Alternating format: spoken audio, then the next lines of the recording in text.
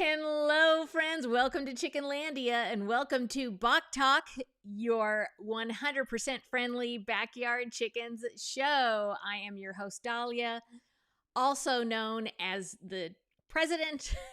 let me do that again. Also known as the president of Chickenlandia. I am a backyard chicken educator that has found peace and joy in the chicken yard. And it is my mission to help you find that too. Welcome, everybody. Today is episode 10 of season 6. I think that is right. There was one podcast where I think I got that wrong. So now I'm all discombobulated. But I think today is episode 10 of season 6. And you know what? Okay, it's the holidays. I am very busy and I am very tired. It is true. Like right now, I'm just like, oh my gosh, I'm a little bit spacey. I got a lot going on, and it is all I could do to get this show going today. So, you know, in Chickenlandia, we have a saying. It is, the show must go on, no matter what. No matter what's going on, the show must go on. Well, you know, it doesn't, sometimes I do postpone the show. But today I'm not. I'm doing an Ask Me Anything show. I just took a whole bunch of questions that were submitted through my website, welcome to chickenlandia.com, and I'm going to be answering those. I'll do that first, and then we will have a little bit of time afterwards for some questions and answers here live on YouTube, X, Facebook, and hopefully Instagram. I don't know if Instagram is like... Can you let me know, like if you're on Instagram right now and you're watching me live, can you let me know? Because last week, I don't think the last time 2 weeks ago, I don't think it did my live. It didn't work for whatever reason. I think it maybe because it was a bird flu episode. And then this time also it did something weird. So I have no idea if I'm on Instagram or not. Let me know. All right, if you want to submit a question to Bawk Talk, all you have to do is go to welcome to chickenlandia.com, go to the contact section and click Ask a Chicken Question. And while you are there, you're going to want to join the greatest chicken mailing list for all eternity. It's called Chickenlandia, Chickenlandia Nation. And when you do that, I will send you a discount for my online course, Chickenlandia's Backyard Chickens 101, a chicken course for everyone. That is my super fun, interactive online course. It's a great way to get direct access to me. You can ask me questions while you're taking the course, after you're taking the course, as long as the course is in its current form online. You can ask me questions. And also you can ask the Chickenlandia presidential advisor, who's my co-instructor, questions if you want. So I'm super proud of it. I hope to see you there. I'm going to say that one more time for my editors. So I am super proud of it, and I hope to see you there. Okay. So there's something I'm going to say today while I am on my live. This is not going to be on the podcast episodes when it goes out to the podcast apps. Because for a very limited time, I am doing a Black Friday sale for my online course. And this is for 20% off. So, you know, it's better than the coupon that you get when you join my mailing list. You don't even have to join the mailing list. You just need to use the coupon code BFChicken25, and that will give you 20% off. But this is only good for today and tomorrow. Okay, the sale ends tomorrow at 10 p.m. Pacific time. So I wanted to let all my live viewers today know about it in case you wanted to take advantage of that. This is the biggest discount I give all year for my online course. Okay? All right, I'm going to say hello to some of the people in the chat. Kia Kend. I hope I'm saying that right. Hello, Crazy Cat Rancher. Hello, Catherine. 1742. Hello, Mohan Krishnan. Hello. Oh, good morning. Oh, where are you from? Tina Carrier. Where are you coming from today? Love a pup. Hello. Oh, good. I'm glad my sound is okay. I've just been sitting here for like 2 hours working. I can't believe I didn't check the sound. Lucky Dog 6010. Oh, I'm sorry. They had a hawk incident. Oh, I'm so sorry, Lucky Dog. That is very hard. Happens to the best of us. It really does. Janelle B 3928. Hello. Southern Art 77. Hello. Sherry Martindale. Hello. Sandra Hanks. Hello. Oh, yeah. It's not on Instagram. We're not on Instagram. I don't know. Instagram doesn't like me lately. I don't know why. Dragon Apple is here. Charlene Crawford. Hello. Alicia. Hi. Okay. Hello, everybody. Rhonda is here too. Hello from New Hampshire. Yay. Thank you all so much for being here. Okay. Let's just get into it. Let's just do this. I want to get right into the questions. So the first question is from Belinda. And again, these were submitted through my website, welcome to chickenlandia.com. So Belinda asks, hello, I have some older or geriatric chickens that are starting to show signs of arthritis. Is there a homeopathic remedy that works well to give them on a recurring basis? I know in humans they suggest Rus tox. Okay, so she's talking about Rus toxicodendron is the long way of saying it, but I always just say Rus tox, and that's what everybody else says. So yes, Belinda, without knowing anything about how your chickens, each individual one of your chickens is experiencing this symptom, I would say that yes, Rus tox is a widely used homeopathic for arthritis symptoms. Okay, and you could certainly try it and see if that helps. I wouldn't keep them on it like continuously. Instead, I would give it to them for about 24 hours and watch them and see if you see any improvement. And actually, if you see improvement, you should probably take them off of it and then start it again if you see them start to backslide. Okay. In general, that is how I have dosed my chickens before. I've done it. There's always exceptions to the rule. When I've worked with a homeopath before, sometimes I will dose them differently. But in general, what I will do is if they start to do better, then you take them off the remedy. You let their bodies do what they're doing. Their bodies are working and healing themselves. And then you only dose again if you see them start to need the remedy again. And that would mean you would start to see the symptoms again, or they start to get worse again. Okay. And you could do that since you're treating many chickens. I would just put a couple pellets in their water. And if after about a day you're not seeing any change in them at all, that probably means that they need a different remedy. Okay.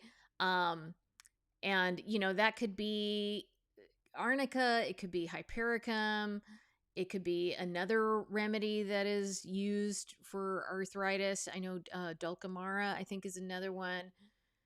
I am what's called a classical homeopath. I'm not a professional homeopath yet. I'm in school right now, actually, to become a professional homeopath. But right now, I just have it at home. I just treat my own chickens, and I do share about it sometimes. But what I have always learned is called classical homeopathy. And when you use classical homeopathy, the way that you would do that is you would prescribe according to how each chicken is experiencing the disease. So to explain this better, I'll give the example. Like, let's say I have a cold and my husband has a cold. The way I experience that cold would probably be different with how my husband is experiencing it. So I might be like, wanting company, wanting to be comforted, wanting company the whole time, wanting to drink hot drinks. I might be achy all over. Whereas he might just have like a headache in the front of his head, and he wants cold drinks and he wants everybody to leave him alone. There are different ways that we experience illness. And that is how homeopathic remedies are prescribed when you're doing classical homeopathy. Now, there are like widely used remedies that you could try, like you can try Russ Talks with this. But if you wanted to really have the best case scenario, I would talk to a homeopath and make sure that you're getting the right remedy for each individual chicken or for your flock. It could be that the flock needs a remedy. Another thing that you can do is you can just do a little bit of research, like think about the specific symptoms that your chickens are experiencing and just look more into it, like, you know, what are the different remedies and how to, what symptoms go with what different remedies. And that, you know, that takes a little bit of time to, there's a lot of information on the internet. So yeah, best case scenario is to talk to a homeopath. But you know, we just do the best you can. Whatever you do, you're not going to be harming your chickens, because homeopathy is, you know, I think it's, what makes it really great is that do no harm is a really big part of it. So if they get the wrong remedy, it's not like that's going to hurt them. Okay. Anyway, the homeopath I use is Brenda Tobin. She's been on this podcast before. So I will leave her information in the show notes if you're interested in that. I hope all that made sense. All right, our next question. This one is from Kathy. So Kathy says, I have a sick hen named Snickers that I am trying to help. I think she has vent gleet and also a prolapse. How do I treat both? I've been giving her a daily bath in Epsom salts and been using it's like an antifungal on her vent. I have put apple cider vinegar in her water and probiotics in her feed. I don't know what else to do for her. This is day 3. She still has runny poo and some droppings, you know, just a small amount of droppings. She's starting to detest the baths. Yeah. And then she tolerates them. Yeah, that's tough. I can't really afford a vet bill. I did watch an episode on YouTube about prolapse because I do have a video about that. And you made a sugar solution, but I am treating for the gleet, so I'm not sure what to do. Thanks for any advice and help you can offer. Okay, so first of all, Kathy, I know you sent this a while back. And I'm sorry I wasn't able to respond to you personally. I get so many questions and emails and messages and comments and everything every single day. So I'm not able to answer people personally when they email me. And unfortunately, you know, some people have like time sensitive issues where they really need help. I think you were doing well. I don't know what has happened since then. That's a very serious situation. And a lot of times a chicken will not be able to survive that, no matter what you do. But either way, I think your question is important. And so I want to go ahead and discuss it today. So generally, when a chicken is injured or sick, you always want to focus on the more serious condition. They might have a few different things going on, but you want to focus on the more serious condition first and handle that. So in this case, that would be the prolapse. That would be more serious than the vent gleet, just, you know, and this is without having a vet diagnosis. Okay. Just remember that I'm not a veterinarian. I'm telling you what I would do. If I saw a prolapse, my first reaction is to handle that prolapse first, because it really needs to be repaired and addressed in a certain period of time, a pretty short period of time, for a chicken to survive it.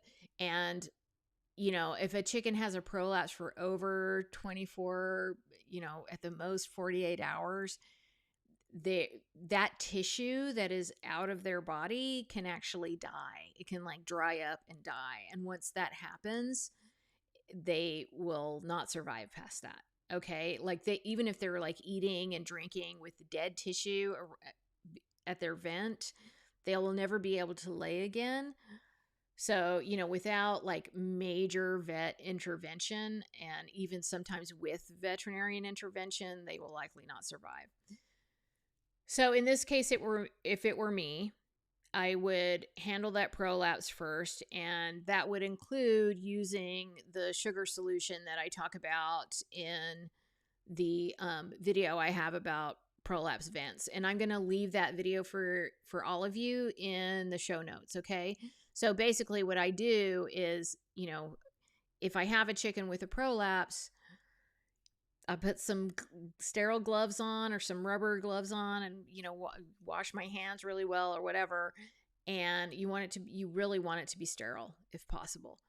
And get probably some Vaseline or, some coconut oil or some kind of lubricant that's okay for chickens, and push that prolapse back in. So that's the first thing that you want to do, is push the prolapse back in. And for those of you that don't know, it's basically the vent. It's like the intestines kind of come out of the body when they're trying to lay. Usually it means they were trying to lay like some big, huge egg and they couldn't do it. And then you can make a sugar solution. And the sugar solution, actually, you will rinse the vent out with that sugar solution, and that helps to kind of contract those the membranes in their vent to keep it closed. So that process is shown in the video that I have about prolapse vent, and that's what I would do even if I thought that the chicken had vent gleet. But I will tell you honestly, like, vent gleet is misdiagnosed so much. It really is. For something like this, what I would assume, this is not a diagnosis, but since she has the prolapse, I would assume that probably she's got an infection going on. And it's probably a bacterial infection. It's probably not a yeast infection. And that would need to be handled with some type of antibiotic, or, you could use a natural antibiotic if you absolutely can't get to the vet. Something like colloidal silver or oil of oregano. But yeah, I think in this situation, the first thing that I would do is handle that prolapse. And it's likely she's got probably a broken egg in there or something, and it's causing an infection. So I might, if I can, I'm going to get her on some antibiotics. If I can't do that, I would get her on a couple of drops per gallon, a couple of drops of oil of oregano per gallon of water, and mixed really well, and give that to her as a natural antibiotic. The other thing that you could do is just give her colloidal silver, replace her water with a good quality colloidal silver from the health food store, and have her drink that. And, that can sometimes clear that infection. Not always. This is a very serious situation. And I do hope that your chicken pulled through, Kathy. If not, I just want you to take heart in the fact that it sounded like you were really trying, like you were really, really trying to save her. And I believe that they know that when we do that. And I think she was a really lucky chicken to have you. So, that's it. I hope that was helpful. And even Barbara, Kathy, if it's too late for your chicken, you asking that question will likely be helpful for somebody else. Okay. So thank you. Okay. The next question is from Barbara. Hi, Dahlia. Thank you for sharing your knowledge with us. You are welcome. I'm hoping you can help me. I set up my coop for deep litter. I used a zeolite clay product and hemp from my favorite chicken. I have beautiful perches I ordered from Carolina Coops. They are rope wrapped. I dusted the rope wrap perches with diatomaceous earth. Did the perch dusting compromise my effort for deep litter method? Okay, so I really doubt it. I really, really doubt it. And the reason Barbara is asking this is because there's a lot of information out there that says that diatomaceous earth can disturb the microbiome of the deep litter method. Okay, so what diatomaceous earth does is it handles, it can kill little organisms. So in a deep litter method, we want certain organisms to flourish so that they can create this composting system in your coop. And so there is an idea that the diatomaceous earth will disturb that process. And there's a lot of conflicting information about this. It's really hard for me to find a straight answer. In general, I think that it's best not to use diatomaceous earth in the litter if you're doing deep litter method. But just a little bit of diatomaceous earth when you dusted the roost, I don't think that's a problem. I really don't.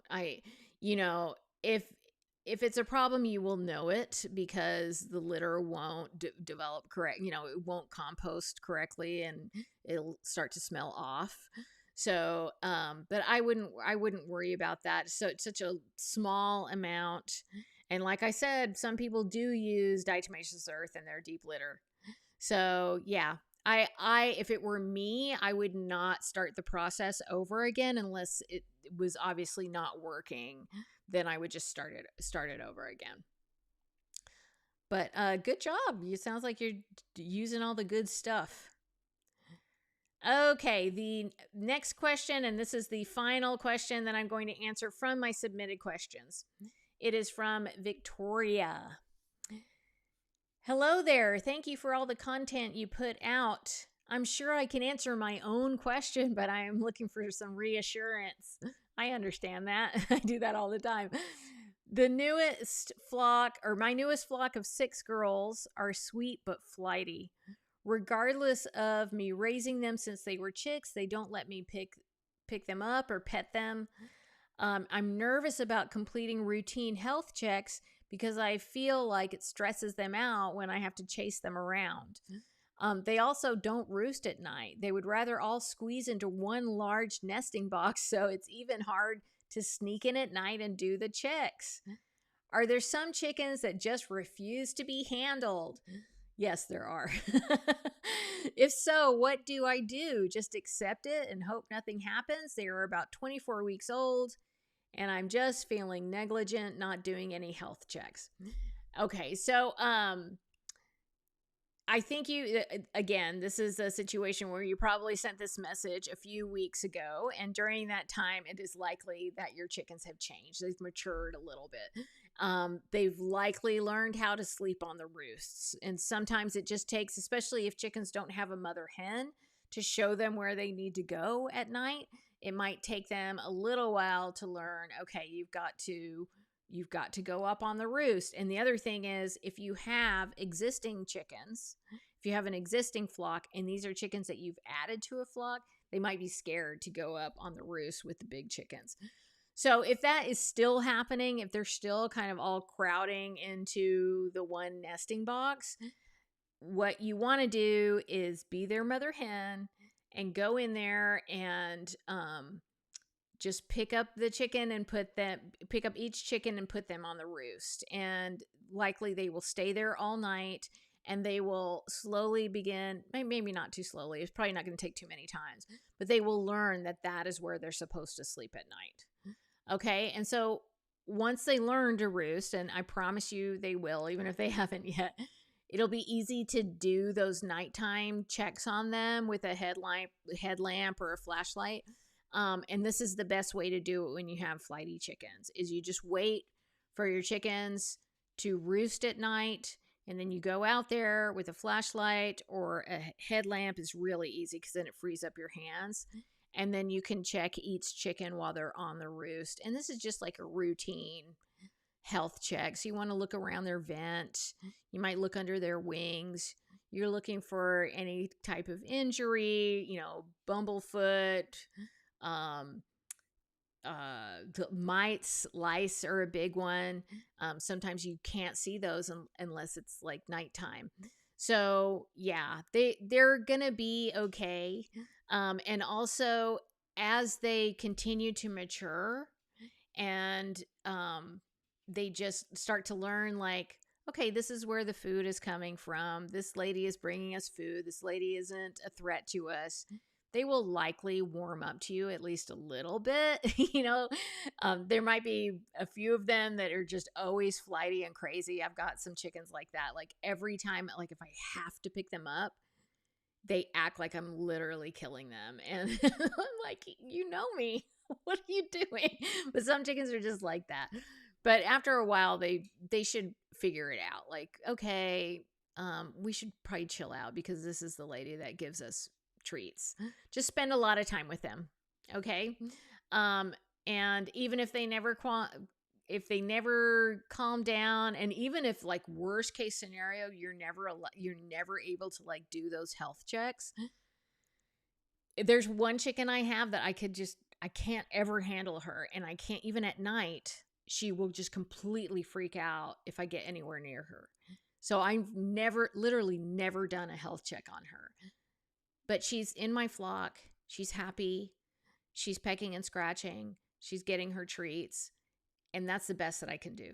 And sometimes we just have to do the best that we can do and remember that we're giving our chickens a wonderful life. Okay? All right. I hope that helped a little bit. Look, I got a new glass straw. I'm like really into these. I got it for free. I'm like, oh, I really like this glass straw. And these are my electrolytes, my Relight electrolytes. They're from Redmond, and they are super duper good. And I need to message my cat is acting crazy. I mean, my dog is acting crazy. She is scratching at the door.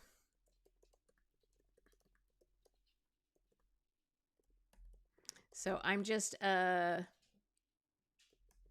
sending my son a message. Okay. All right. Now I am going to answer some questions. I'm just going to answer some questions here live.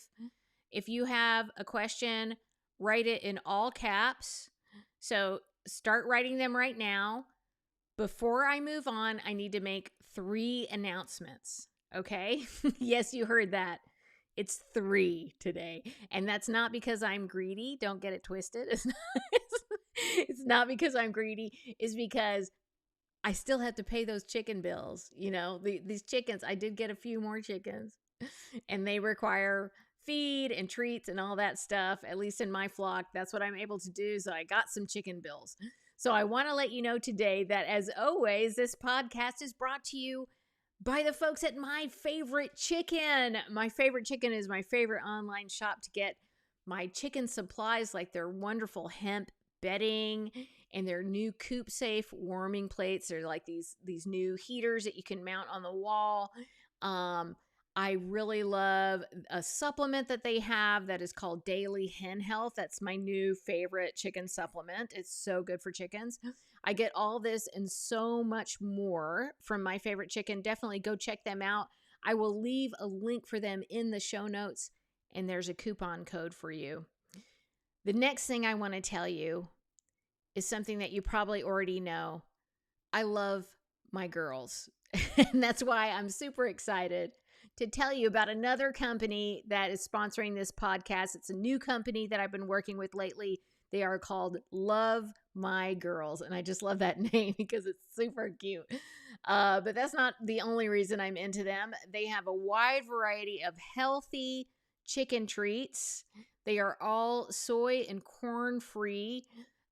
They have fruit and worms. They have pumpkin and worms. They have veggies and worms and so much more. All stuff that chickens really love. The best thing about Love My Girls is that they use good quality ingredients and they don't cost an arm and a leg. And I've been looking for that lately. Okay. To check out their products, click the link in the show notes. So last but absolutely not least, all right, I'm going to do that again for my editors. Last but absolutely not least, this podcast was brought to you by my wonderful, wonderful friends at Small Pet Select. Small Pet Select is an online shop that I know you will love, and they also sell in the UK. So if you are listening to me all the way from across the pond, you can also buy from Small Pet Select. I am just loving their herbal supplements. They have one called Flower Power. They've got a plantain supplement. They've got a nettle supplement, which is so good for feather loss. And I still have chickens that are molting right now, even though it's super cold outside. You can check these and their other chicken products out by clicking the link in the show notes, and there is a coupon code for you. And they also have fun stuff for little fuzzy animals like rabbits and chinchillas. So go check them out. Okay, now I am going to open up the chat for questions. Let me look.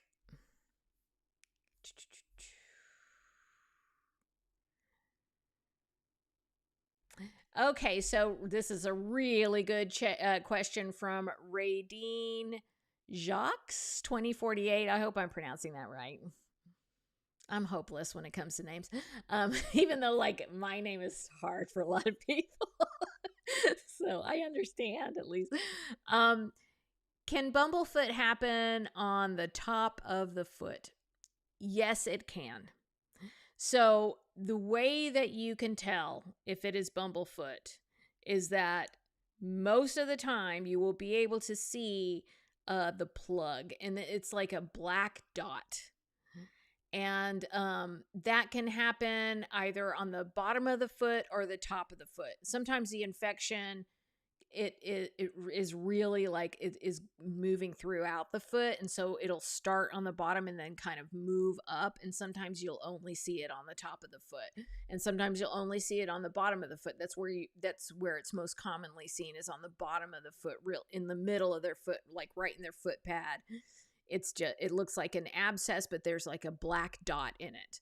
And so if you're seeing what looks like a big bump or an abscess on the top of the foot and you see that black dot, then that is very likely bumblefoot. And the way you treat it is the same. If you're going to do home treatment, I would not immediately do surgery. I really don't think that's a good idea, at least not to start with, because when you open up a chicken, first of all, it can be staph, okay? Like most of the time it's staph.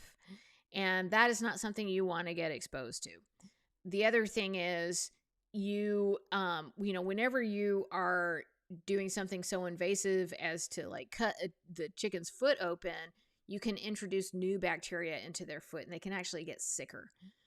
So what I would do instead is I would soak their feet in an Epsom salt bath. You can give them the homeopathic silica or silicea. It's the same thing. It's just you see it in two different names. I would give them that 30C homeopathic, and I have a blog post that talks about how to dose homeopathic. So I will also leave that in the show notes for you. And I do have a video about bumblefoot, and I'll leave that in the show notes for you.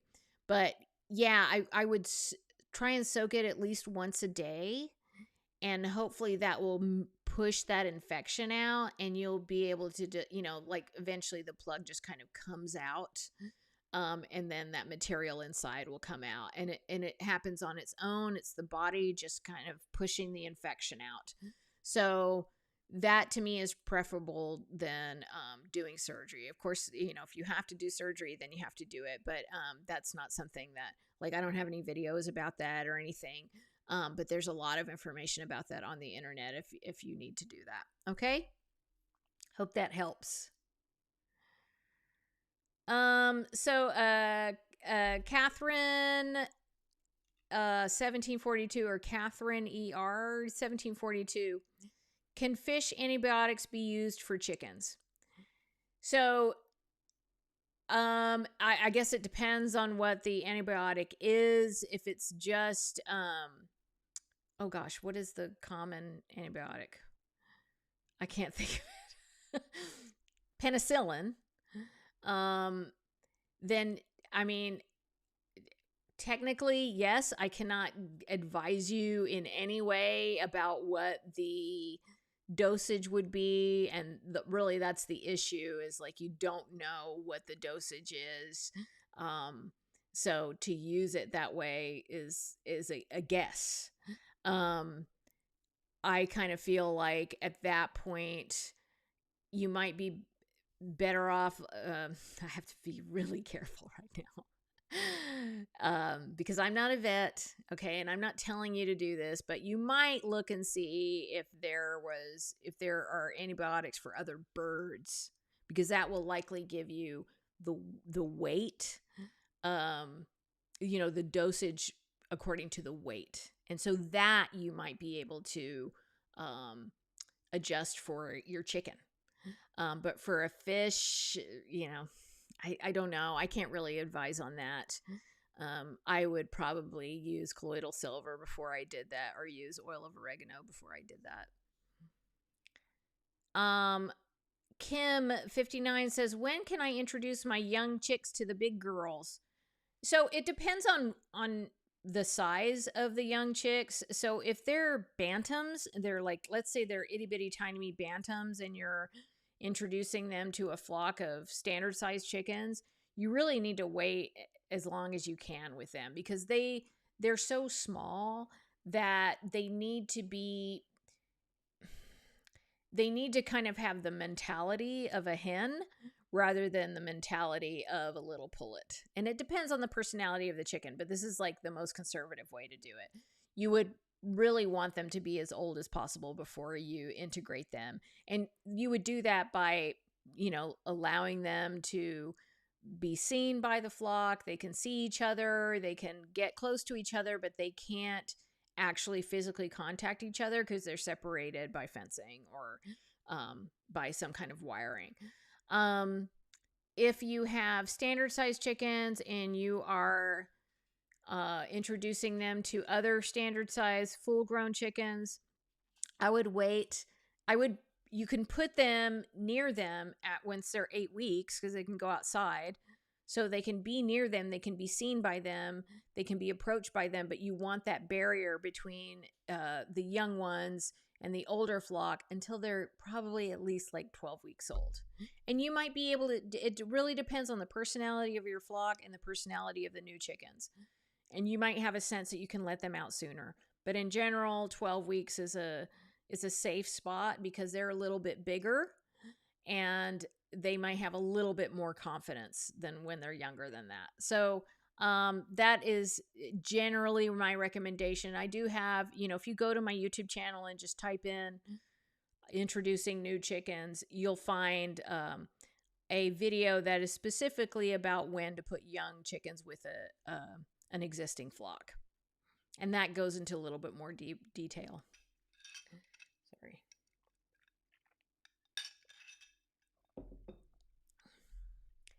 Okay, Tara Tarantino asks, I'm battling sour crop. It feels more doughy for the past 3 days. I've been giving Monistat and I'm not sure it's doing anything. Tonight it feels hard. How should I treat it if it's impacted now? Thank you so much.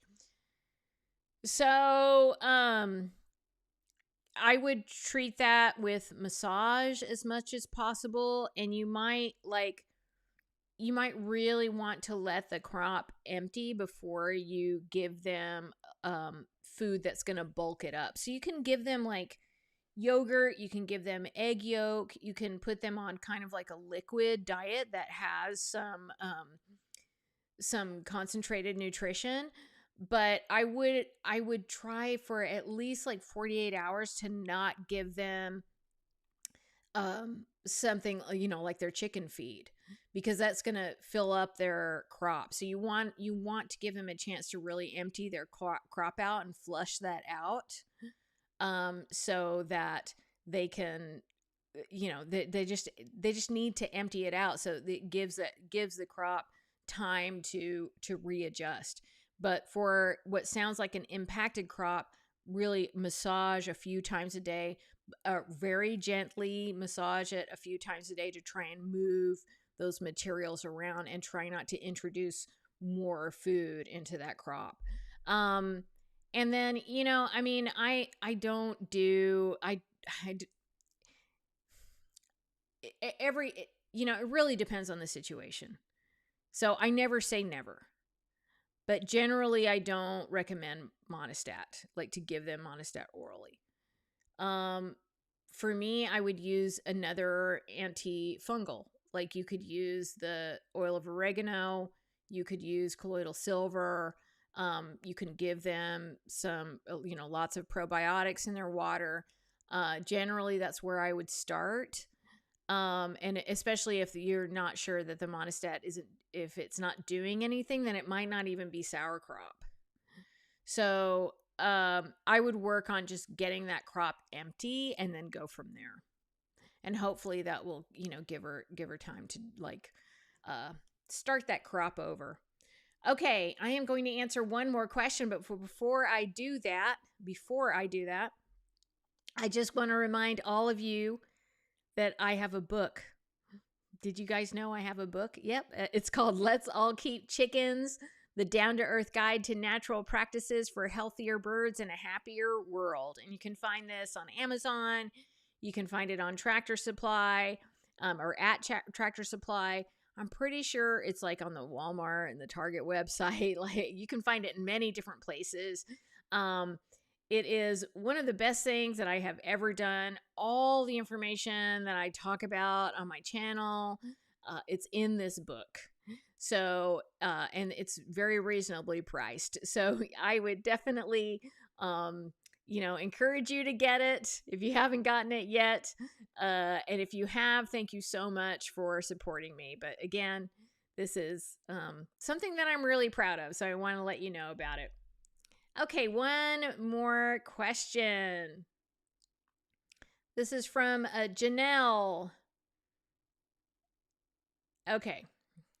So Janelle asks, homeopathic remedies for sinus infection. She has a bump between the eye and and her sinuses and stinky snot.